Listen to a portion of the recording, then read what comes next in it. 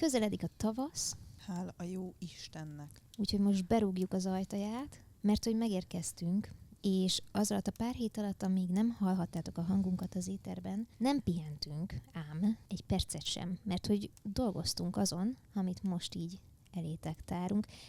Most kérdés, hogy mennyi köszönet lesz benne, de mi azért így büszkék vagyunk rá, hogy találtunk még egy borzalmat, amit megoszthatunk veletek. Izgalmas választással megyünk tovább. Szerintem keresve se találhatunk volna ennél trashebb könyvet a könyves polcunkon, mert hogy most már nem titok, hogy a következő évadunk az a babonák körül fog forogni.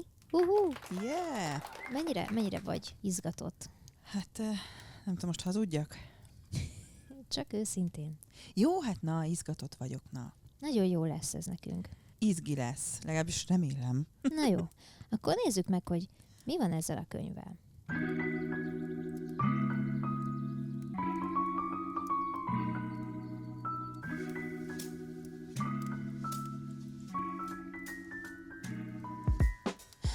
Fúha! Nem hiszem, hogy erre fel vagyunk készülve. Remélhetőleg megtanultam azóta olvasni. Ne bízd el magad. Na, az első fejezetünk a világot meghódító babonákról fog szólni, és látok is egy jó kis előszót ehhez. Csak 20 oldal. A könyvnek van egy erőszava, ami így hangzik. Figyelj! Számos olyan szó létezik a nyelvünkben, amelynek a mindennapi használatában... Most ez ragályos? Most én leszek az, aki nem tud olvasni? Jó. Számos olyan szó létezik nyelvünkben, persze nem csak a miénkben, amelynek a mindennapi használatban csalóka a jelentése. Amikor halljuk a szót, az a jól eső érzésünk, hogy világosan értjük. Mégis, ha hirtelen meg kellene határoznunk a jelentését, csak hamar kiderülne, hogy ez csupán csalóka illúzió volt. Mi? Ezt én se értem. Ezzel most azt akarja mondani a könyv, hogy hallasz egy szót, jól esik hallani a szót, és megkérdezik, hogy mit jelent a szó, és így állsz, mint egy kuka, hogy nem tudom, de jól esett hallani. Jó. Nem várok ettől a könyvtől ezután már túl sok mindent, azt hiszem. Az is csak egy csalóka illúzió volt, hogy ez bármivel jobb lesz, mint az előző. Pedig úgy vártam. Na figyelj, ilyen szó többek között a babona is. Hol kezdődik a hit, a vallás, és hol ér véget a babona? Hol a határ a természetfeletti jelenség és az irracionális, megalapozatlan hiedelem között? Az angolok mérvadó tudományos ismeretterjesztő munkája, az oxfordi értelmező szótár szerint babona nem létezik. Csupán olyan emberek, akik használják ezt a kifejezést, mikor egy adott hiedelmet vagy véleményt tévesnek tartanak. A franciák hasonló kiadványa szerint a babona irracionális, vallásos hit vagy gyakorlat. Csak hogy ki dönti el egy hiedelemről, hogy irracionális-e vagy sem? Vagyis, ami az egyik embernek vallás, az a másiknak babona. Van valami hozzáfűzni valód? Folytasd kérlek. Az, hogy még csak 2 bekezdést olvastam el, és a többit már nem akarom. Ezek után pedig nézzük meg, hogy mit írnak nálunk az okos könyvek a babonáról. Mit jelent az, hogy okos könyv? Nem ez lesz az, ami a kezemben Igen, ezt van. akartam mondani. Jó. Esztelen áhítat vagy félelem valami ismeretlen, titokzatos vagy elképzelt dologtól, valamilyen félelmen vagy tudatlanságon alapuló fenyegetés, aggály, szokás, stb. Esztelen áhítat.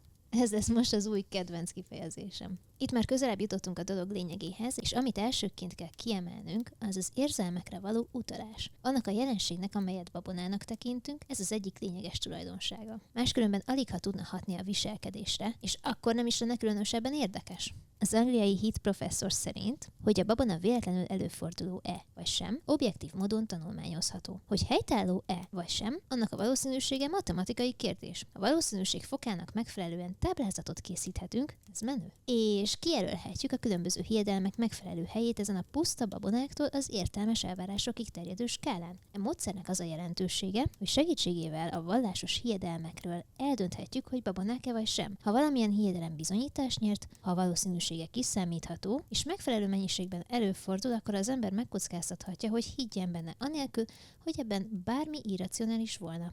De ha a valószínűség nem becsülhető fel, vagy ha éppen ellene szól, akkor az a hiedelem babona.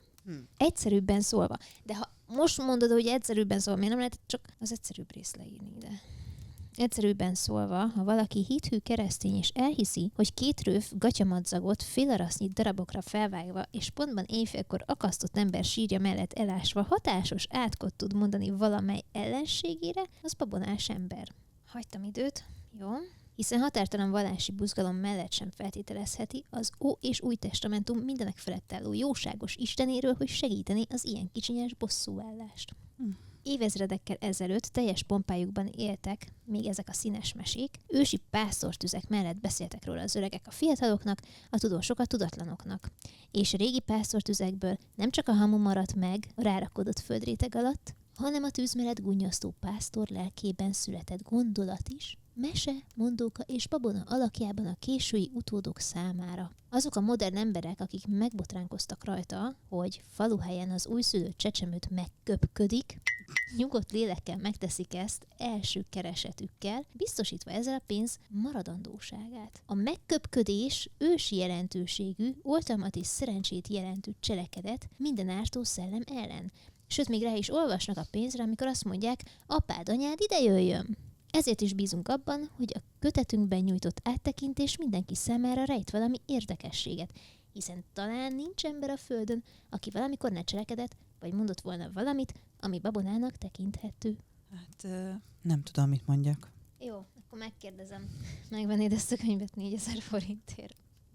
A Libriben. Biztos, hogy nem. Pedig te választottad, hogy menjünk ezzel? Mi? Nem, Aha, jó. Azt hittem, hogy ez egy közös döntés volt. Akkor megkérdezek valami mást. Te babonás vagy? Nem. Van bármilyen babona, amit mondjuk gyerekkorodban hallottál, és akkor még komolyan vettél? Nem. Viszont most eszembe jutott, hogyha úgy esik, hogy péntek 13, azért úgy elgondolkodom. Ha meg kell tudni, akkor meg kell tudni.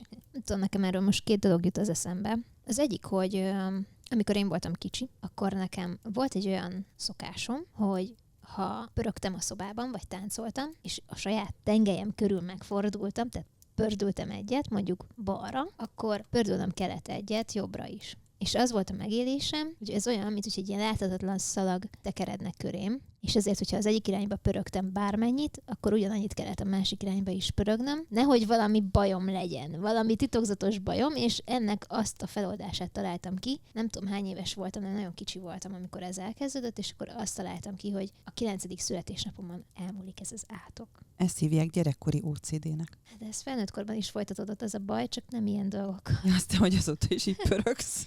Nem, azóta nem pörgök. De számolom a lépcsőket, amikor megyek, a villanyoszlopokat. Nagyon féltem kicsinek, de mondjuk ez nem bona, de nagyon féltem kicsinek attól, hogyha egyszerre nyelek és csuklok, akkor Isten, hogy meghalok. Ez egy nagyon komoly félelmem volt, és amikor megtörtént, mert ez megtörténik az emberekkel, és túléltem, akkor úgy éreztem, mint aki lefutott 2 maratont, hogy egy hős vagyok, hogy túléltem egy ilyen nagyon durva balesetet. A másik dolog, ami eszembe jutott róla, hogy amikor tanultam tibeti kultúráról, akkor ott egyébként szembe jött az, hogy ott annyira fontos minden nagyobb döntés előtt kikérni a jósoknak a véleményét, hogy akár hogyha vásárolnak vagy fodrászhoz mennek, azt is megkérdezik előtt a jóstól, hogy melyik nap jó erre. És hogy minden évben készítetnek ezek az emberek maguknak egy naptárat az adott évre, és a jós megnézi, hogy mik a szerencsés, meg mik a nagyon szerencsétlen napjai. És amit szerencsétlen napnak jelöl meg, attól annyira félnek, hogy ezért úgy állítja neki össze a saját naptárát, hogy mondjuk, mit tudom én, ránéz egy napra, mondjuk nem tudom, július 15, és hogyha az szerencsétlen annak az embernek, akkor neki kiszedi a naptárából. Neki abban az évben nincsen július 15, hanem vagy 2-szer van július 14, vagy 2-szer van július 16, de hogy azt átugorják. Hát akkor nálam konkrétan az egész évet ki kéne satírozni. Nem mindegy, úgyhogy a tibeti babonák érdekesek, de amúgy ilyen gyermekiek, de nagyon szerethetőek szerintem. Na jó, szóval akkor neked nincsen semmi babonád? Csak a péntek 13. Az első fejezetünk az a világot meghódító babonákról fog szólni, és hogy elnéztem, itt van pár izgalmas dolog a tartalomjegyzékben, de ne szaladjunk annyira előre. Izgalmas idézőjelben. Kezdjük el a fejezet előszavával. Na figyelj, kutatók szerint a 20. században a legtöbb babona Afrikában él. Gondoltad volna? A földrészen ma is igen elterjedtek azok a varázsszerek, Varázsszerek, mi? Amelyek átsegítik az embert egy-egy vizsgán, vagy hivatali előléptetéshez juttatnak hozzá. Hoppá. 1955-ben Ganában szükség volt a választói törvény módosítására. Bárki, aki egyebek közt bármilyen fétist alkalmaz, segítségül hív, vagy egyéb módon felhasznál, vagy bárkihez fohászkodik, vagy valamilyen varázsigét mond ki, és az ilyen cselekedetet valamilyen választáson összekapcsolja a szavazással, vagy a szavazástól való tartózkodással, törvényszegés büntettét követi el. Azóta persze már számos helyen is leírták, hogyan keveredik a mágia a politikával, és nem pusztán Afrikában. Szerte a világon. Azok a kigúvadó szemek. Hogy melyik a világ legbabonásabb országa, nehéz lenne eldönteni. Angliában 1944-ben Geoffrey Gorer végzett a témával kapcsolatban meglehetősen széleskörű felmérést.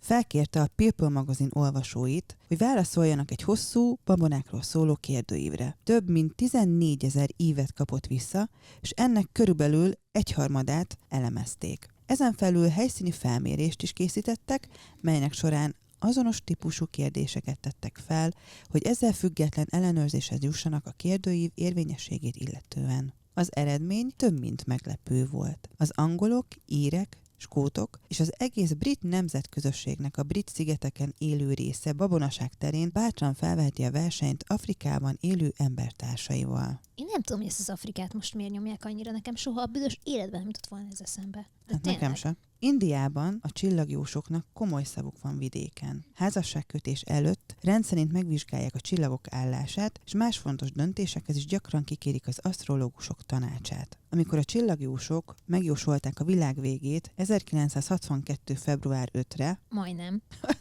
Ez általános rémületet keltett a lakosság széles rétegeiben, egyesek a végítéletre készülődtek, mások úgy próbálták elhárítani, hogy éjt-nappá téve imádkoztak. Szerencsére sikerrel. Ó, de Na jó, most azért nem azért volt, mert ők imádkoztak, nem azért maradt el. Nem tudhatod. Ezt most már sose tudjuk meg. Lehet, hogy ők mentettek meg mindenkit. De amúgy most azon gondolkoztam, hogy aki 1962. február 5-én született, először is tegye fel a kezét, a második meg, hogy az most akkor a megváltó az ő fejükben, vagy az Antikrisztus. Az indiaiak feltűnően hisznek a csodákban is, melyekre feltételezésük szerint különböző szent emberek képesek. Egyikük 1966-ban megígérte, hogy sétálni fog a víz felszínén, és hatalmas nézősereg, mely közel 3000 fontot fizetett ki ezért, várta a nagy tettet. Istenem. Az eredmény látható a tiszteletre méltó Hatha Yogi Laxman Szandrát ábrázoló fényképen, amint mellig áll a tartály vízben, és de akkor nem sétál benne, hanem mellig áll benne. Egy tartályban. És vigasztalhatatlannak látszik. Hát pedig milyen sok pénzt keresett vele, hogy ott álljon mellig egy tartály vízben. Figyelj, valahol el kell kezdeni. Szerettem volna erről látni egy fotót. Ahogy ott vigasztalhatatlanul áll mellig egy tartály vízben. Elbírod képzelni szegény? Jaj, csoró. Számos olyan távoli hely van, ahol dívik a babonák minden fajtája, és mi nyugodtan tréfálkozhatunk a rovásukra, vagy siránkozhatunk elmaradottságukon, abban az önelégű tudatban, hogy mi mindezt magunk mögött hagytuk. Jogos-e ez a biztonságérzet, és valóban olyan felvilágosultak vagyunk-e, amilyennek hinni szeretjük magunkat? Nem könnyű rá válaszolni.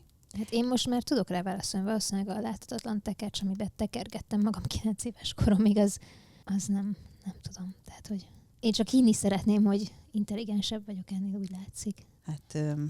Na figyelj, ha már mondtad ezt a péntek 13-at, mert ugye mondtad, akkor én erről mesélek neked, figyelj. Az 1999. évben ugyancsak egyszer, augusztusban esett 13-a péntekre. Rémhíreket terjesztő babonás embertársaink mégis jó évet zárhatnak. Természeti katasztrófák, járványok és szerencsétlenségek özöne zúdult az emberiségre, természetesen az ezredforduló közeledte miatt. A jámbor babonások számtalan szörnyűséget tudnának mesélni erről a számról és napról. Igaz, mások a hónap másnapjairól is. Komolyan gondoltuk mi ezt? Jól meggondoltuk? Nem elég jól. Még nem késő visszafordulni. Mi csak a 6. oldalon tartunk. A 11. Nem baj. Jó, mint a 180. Ott már csak 20 lenne vissza. Oh. Na jó, a lényeg az, hogy kellemetlen, ha baj éri az embert 13-án, de az sem sokkal jobb, ha mondjuk 18-án történik valami hasonló. Ez egy nagy igazság. Oké. Mint mindenki tudja, Még a mai racionális korunkban is kerülik az emberek a 13-as számot. Nem szeretik például, ha 13-an ülnek az asztal körül, de kihagyják a 13. emeletet a magas épületeknél, és gyakran nem teszik ki a 13. számot a kórház folyosóin az ajtóra. Hogy hagyják ki a 13. emeletet? Nem tudom elképzelni, szóval mondjuk mit elromlik a lift? 14. Fel kell menni. 12 után 14. Így. Ez a 13., de nem, nincs kiírva. 14 van kiírva helyette. De szőke vagyok. A 13-as szám még a modern űrkutatás szakembereit is félelembe ejti. Az Apollo 13-at például 13 óra 13 perckor lőtték fel a 39-es indítóállványról. Azt fel is robbant. A 39, mint köztudott, 3x13. Ez a vállalkozás meghiúsult, mégpedig 1970. április 13-án. Persze az újságok Amerika szerte össze-vissza cikkeztek, és úgy szóval nem volt olyan nap, amelyik ne említette volna, hogy lám a bajoslatú 13-as szám ismét bizonyította erejét. Amikor 1965-ben az angol királynő látogatott Nyugat-Németországba, itt van egy város, az állomásfőnök, aki abban a városban van, úgy intézte, Ez hogy csalás. Nekem az előző évadban végig kellett olvasnom az én szutykosabbnál szutykosabb városneveket, vagy helyiségneveket. Te meg most itt csak is simán hagyjuk, ugorjuk át. Jó, majd a Google barátnőnk felolvassa. Jó, oké. Nem vagyok a barátnőtök. Oké. Szóval ez az állomásfőnök ebben a városban úgy intézte, hogy a vágány számát, amiről a királynő vonatának indulnia kellett, 13-ról 12-re változtatták. Tiszta jó fej volt ez az állomásfőnök ebben a városban. Ennek a városnak a neve Duisburg. Más babonák is mindennapi esetek a társadalmunkban. Például a lekopogás szokása azoknál az embereknél, akik a jó szerencséjükről mondanak valamit. Nem szoktál te semmit lekopogni? Nem. Jó. A triszkaidekafóbia, Ezt most meg kell néznem, hogy ez mi. így hívják a 13-as számtól való iszonyatot görögül. Szívesen. Már a régebbi korokban is számtalanszor felütötte a fejét, és mint bajoslatú események beharangozóját említették nem egy történelmi munkában. Aztán ott van a Biblia. Gondoljunk csak arra, hogy Jézus a 13. volt egy bizonyos asztal körül, és hogy milyen szörnyű dolgok történtek vele. Azt az egész világ tudja. Persze, azért lett Jézus keresztre feszítve, mert ő volt a 13. az asztalnál. Jó, hát a Titanic is a szarkofág miatt süllyedt el. De ennyiről bárki lehet a 13. annál az asztalnál. Érted? Az bárki mondhassa, hogy én vagyok a 13. Mert 13-an voltak bárki, na, jó. Lehet, hogy érkezési sorrendben. Hát akkor rá, mert ma keresztre feszítünk. De igazából jönni se akartam. A skandináv mitológiában is van egy olyan hiedelem, hogy a Loki nevezetű gonosz isten egyszer lecsapott a jóindulatú és kedves társaira, akik önfeledten vacsoráztak egy este. Az eredmény az lett, hogy meghalt Balder, a fény istene. Egy gyilkosság következtében 13-an ülték körül az asztalt, mert Balder volt a 14. Akkor 14-en ülték körbe az asztalt? Még nincs vége. A 13-as számtól és a vacsoraasztaltól nem csak a régi korokban rettegtek az emberek. Olyan személyiségek, mint Napóleon, a milliómos J. Paul Getty és Franklin Delano Roosevelt amerikai elnök szintén írtóztak attól, hogy 13 magukkal üljenek asztalhoz. Ütemesen vered a fejedet az ágyba. Remélem 13-szor történt meg. Párizsban ismeretes egy intézmény, valaminek az intézménye. Na. Jó, tessék, olvast fel ezt a szót. Quatorzième.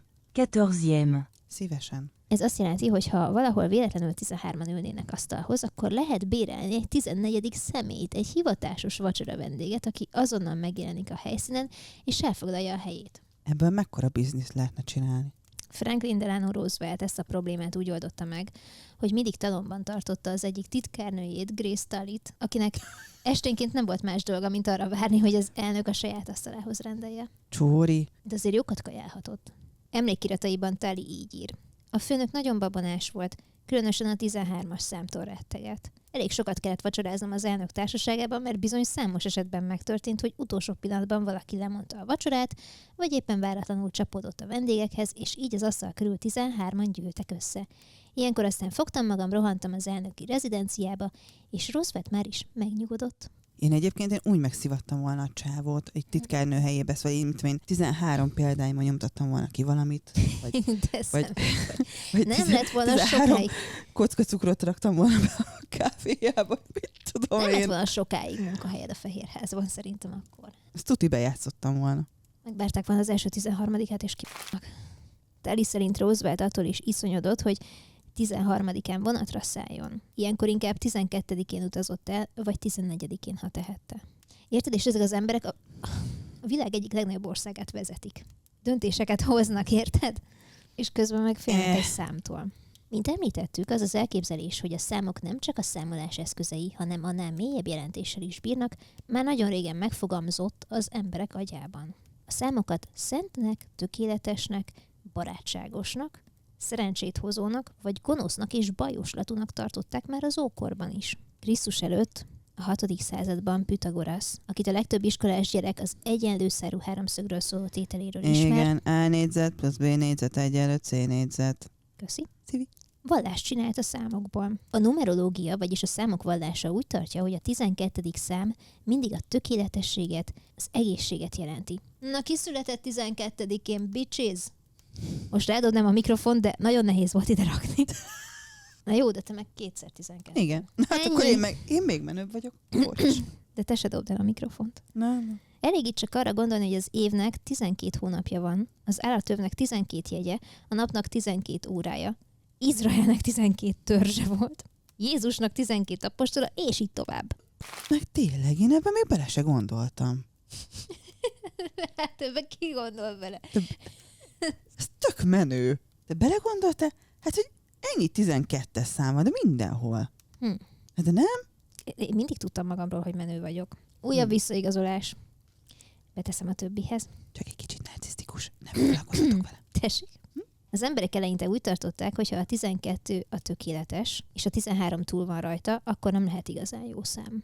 Fokozatosan aztán a péntekből és 13-ából duplán kellemetlen nap lett, ugyanis nem csak a 13. számnak a kellemetlen tulajdonságai bukkantak elő állítólag az adott napon, hanem a pénteki nappal járó hiedelmek is. De miért a péntek? A péntek az már egy jó nap. Miért nem hétfő? Hétfő Figyelj. 13. Megmondom, miért nem. Krisztust ugyebár pénteken feszítették meg. És ennek Ja, utána jön a hétvége. Utána már nem ér el hétvégén senki. kidolgozik. Ja, Szóval pénteken feszítették meg, és ennek nyomán úgy vélik, hogy ez a nap a bevégződésnek, a befejeződésnek, a búcsúk, az elvállások, és nem pedig a kezdeteknek a napja. ezt mondjuk már főnökünknek. Péntekhez még a bűnt és a bűnbeesést is társították. Most kapaszkodjál meg abban, amit találsz. Igen. Mivel állítólag Éva Ádámnak azt a bizonyos almát egy pénteki napon nyújtotta át. Ezt honnan a jó Istenből tudják? A kígyótól. Mert az ilyen... Mert az ilyen infókat, szóval így... Fú. Átadjuk amúgy a podcastnek a dropolását péntekekre. Írjatok meg kommentben. A dolog persze kevéssé ellenőrizhető, nem csak Ádám és Éva személye miatt, hanem azért is, mert a paradicsomban aligha volt naptár. De ha nem volt a paradicsomban naptár, akkor miért mondjuk azt, hogy pénteken adta oda az almát? Mi? Miért? Nem vagyok egy vallásos ember, de már az összes itemet elvesztettem, amit ebbe a könyvbe fektettem. A pénteki nap nem alkalmas továbbá arra, hogy az ember házasságot kössön. Jó, oké, nem péntek volt. Nagyobb útra induljon, új házba költözzék, egy új állást vállaljon el, elválasszon egy szopós gyermeket, levágja a körmeit, vagy akár megfordítsa a matracát az ágyban. Pénteken ne csináljatok semmit. Semmit. Levegőt is csak óvatosan vegyetek, mert mindenből baj lehet. Péntek nagyon veszélyes. Aztán van itt még valami, amitől a mai embernek borsózik a háta. Ez a könyv.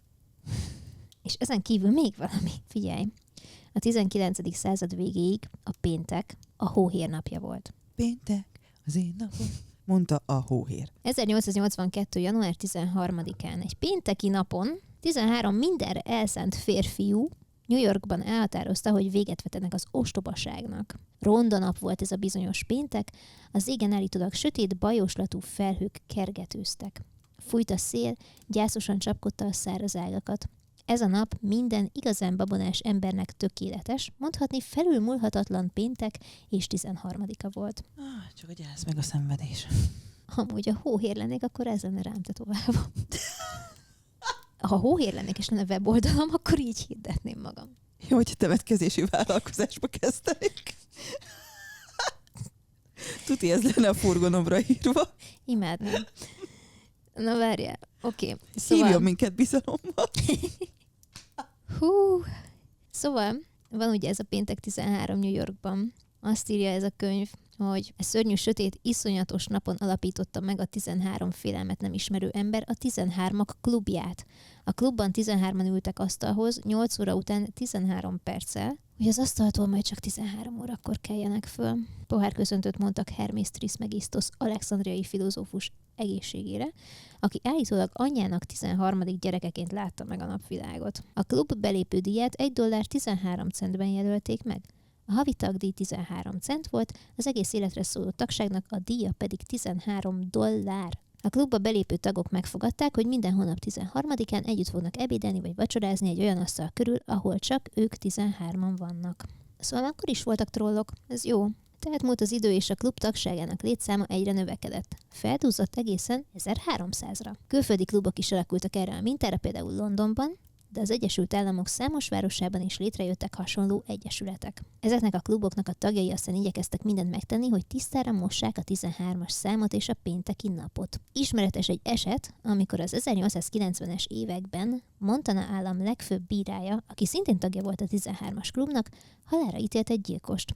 Elrendelte, hogy az illetőt csütörtöki napon akasszák fel. Szerintem minden elítéltnek teljesen mindegy, hogy csütörtökön vagy pénteken akasztják-e fel. Hát végül is egyébként igen. Klub tagjainak londoni követői ennél még sokkal tovább mentek. Minden hónap 13-án esedékes vacsorájuk a temetési szertartásokat gúnyoltak ki. Klubjuk sótartói koporsó alakúak voltak, a klubhelységeket halvány kísérteties fénnyel elárasztó fényforrások ernyője koponyát formált. Ez olyan, mintha minden hónapban Halloween lenne náluk. Ez menő. Koporsó alakú sótartó, nem érted? Hogy a klubtagok felismerhessék egymást, a klub minden tagja apró koporsót viselt jelvényként a zakójának hajtókáján, amiről egy kicsiny csontvázacska csüngött alá. De aranyos. A klub pincérei terítéskor a késeket és a villákat mindig keresztbe rakva helyezték el az asztalon, és a klubban levő tükröket ingyen össze lehetett törni. Mi sem természetesebb, hogy a szokásaik miatt a klub tagjait meglehetősen gyanakodva és kíváncsian figyelték az emberek városszerte. A klub szomszédságában lévő temetkezési vállalkozó, mert mi más lenne a szomszédban, úgy gondolva, hogy akik így viselkednek, azokat előbb-utóbb agyoncsapja valami ménkű, átküldte a klubnak a fekete szegélyes üzleti kártyáját, amire ráírta, hogy sok szerencsét kíván nekik, és szívesen áll bármikor a rendelkezésükre. De nem csak kívülállók furcsálották a klub tagjainak a szokásait, hanem néhány klubtag is előbb-utóbb elbátortalanodott. Akadt köztük olyan, aki egyik-másik alkalommal meggondolta magát, és nem mert megjelenni a szokásos vacsorákon. Jaj, de puding. De egyébként ez már tényleg az. Tehát, hogy belépsz egy ilyen klubba, mert vagánykodni, vagy felvágni akarsz a spanyaid előtt, vagy a munkahelyeden, vagy a csajoknak, és aztán meg mégsem mennék most már nem száradt meg a zakóm, és nem tudom a hajtókájára feltűzni a koporsós csontvázacskát. Oké. Harry Furniss, a Punch magazin karikaturistája, emlékirataiban ezt írja. Meghívtak, hogy vegyek részt a klubnak 1894. január 13-án tartandó vacsoráján. Én azonban őszintén megvallom, megijedtem. Az utolsó pillanatban elfogott a rettegés. Visszaküldtem a vacsora meghívót, és kértem, mentsenek fel korábban vállalt kötelezettségem alól. Ha csak magamra kellene gondolnom, írtam nekik, nagyon szívesen elmennék és részt vennék a vacsorán, és ezzel kihívnám bátran magam ellen a sorsot. Nekem azonban másokra is gondolnom kell. Így kutyáimra, macskáimra, lovaimra, mert ha velem bármi is történne, akkor szegénykék egyedül maradnának ezen a szörnyű világon. Ez olyan, mint én. Miattuk nem kockáztatom azt, hogy velem valami szerencsétlenség történjék. Ráfogta az állatokra, érted? Szegénykék. Hát Mint látjuk, ennek a különben tiszteletre méltó úrnak sem volt ki mind a 4 kereke.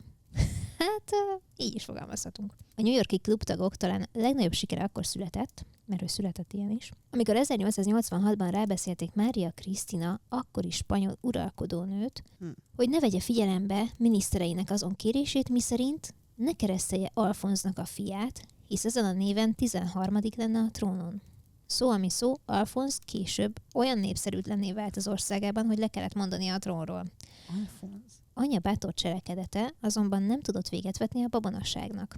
1930. augusztus 21-én, mikor Erzsébet angol királynő nővére Margit hercegnő született a skóciai Glamis kastélyban, a palota tisztviselői vonakodtak attól, hogy bejegyezzék a hercegnő születését, ugyanis a következő regisztrációs száma 13-as volt. Mindaddig vártak, amíg a környéken egy újabb szülés nem történt, és akkor ezután jegyezték be Margitot 14-es szám alatt.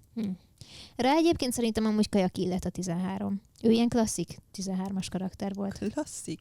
Én amúgy így, amit olvastam róla az alapján, szerintem nagyon bedesz volt, meg így tisztelet, de hogy ő ilyen 13-as karakter nekem. Ha sok uralkodó és elnök visszajog a 13-as számtól, akkor talán nem csoda, ha alatvalóik sem igen kedvelik azt. Amerikában a Columbia Egyetemen egy ízben felmérést készítettek 403 pszichológia szakos hallgatóval. Közülük 40 úgy tartotta, hogy nem szerencsés dolog bármit is csinálni, vagy bármihez is kezdeni, aminek köze van a 13-as számhoz. És persze ki tudja, hogy hány hallgató volt még, akik ugyanígy gondolkodtak, csak egyszerűen szégyelték bevallani. Az ember azt hinné, hogy a 13-as számtól való írtózás meglehetősen ártalmatlan dolog, magánügy, és végül is nem árt senkinek. Aztán 1978-ban a gyakorlatias amerikaiak csináltak egy felmérést, amiben megkísérelték kimutatni, hogy vajon milyen hatással van az amerikai gazdaságra az amerikai nemzet babonás félelme ettől a számtól. A meglepő eredménye az volt, hogy körülbelül $1 milliárd kárt okoz az Egyesült Államoknak ez a furcsa rettegés. Ezen a napon ugyanis sokan egyszerűen nem mennek munkába,